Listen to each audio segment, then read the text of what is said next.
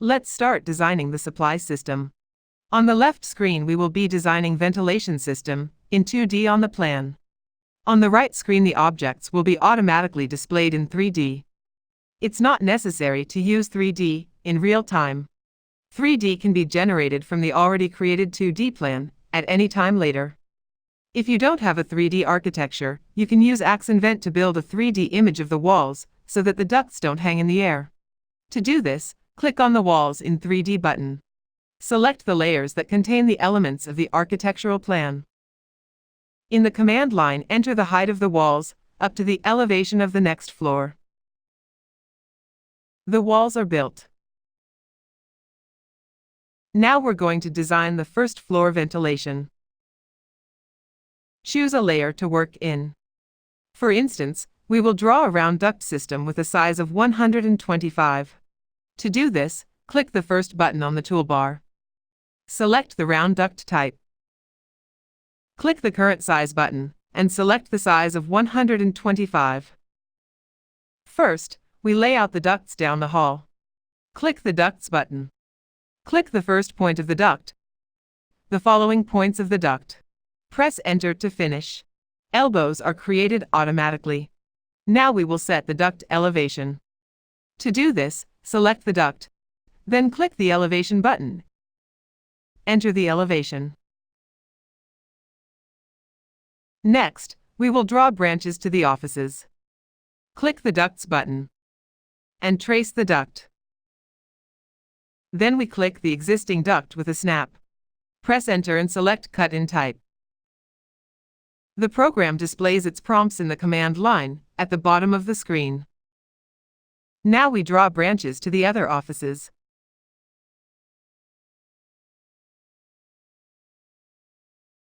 The next element of the system is rise. The rise is an elbow directed upwards. Click the Rise button. Click on the duct. After that, the rise is automatically placed in the drawing and displayed in 3D. Next, we insert the vertical run. Click on the Vertical Run button. Click the rise and click to place the leader. The Specify a Reference Object prompt is displayed in the command line. Enter 1 to link vertical run to the next floor elevation. In the right window, a vertical run is drawn. The next step is to install air terminals. Now we install a round diffuser on the duct. Click on the Round Diffuser button. By clicking on the end of the duct, the diffuser is automatically linked to this duct. In the command line, enter 1. Select a diffuser model from the list. Enter the flow rate, the elevation, and the pressure drop.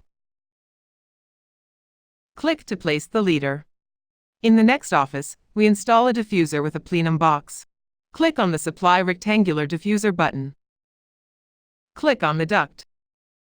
In the command line, the program prompts you to enter 1 to open the Properties window. Enter 1. Select the diffuser model from the list. Specify the flow rate and pressure drop. Click the second point of the leader. In the next office, we're installing a supply grill with a plenum box. Click on the Supply Grill with Plenum Box button. We click on the duct and enter 1 in the command line to open the Properties window. Select the grill model from the list. Set the flow rate and pressure drop. Click the second point of the leader. In the next office, we're installing supply grills. Click on the Supply Grill button. Click on the duct at the place of insertion. Press Enter. Place the leader.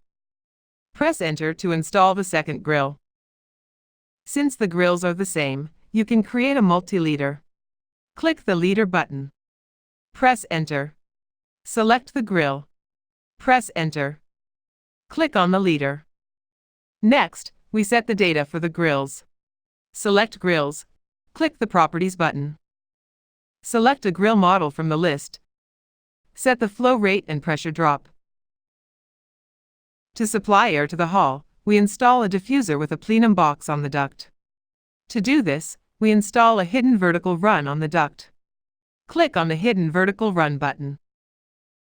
Click on the duct at the place of insertion.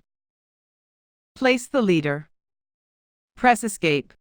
Next, we install a diffuser on the vertical run. Click the rectangular Supply Diffuser button. Select the vertical run by clicking on its leader. In the command line, enter 1 to open the Properties window. Select the diffuser model from the list, enter the flow rate and pressure drop. Then enter the elevation of the ceiling in the diffuser elevation field and place the leader. Next, we create leaders for the ducts. Click on the leader button. Click on the object. The tracing of this system is now complete, and we can proceed to the duct sizing.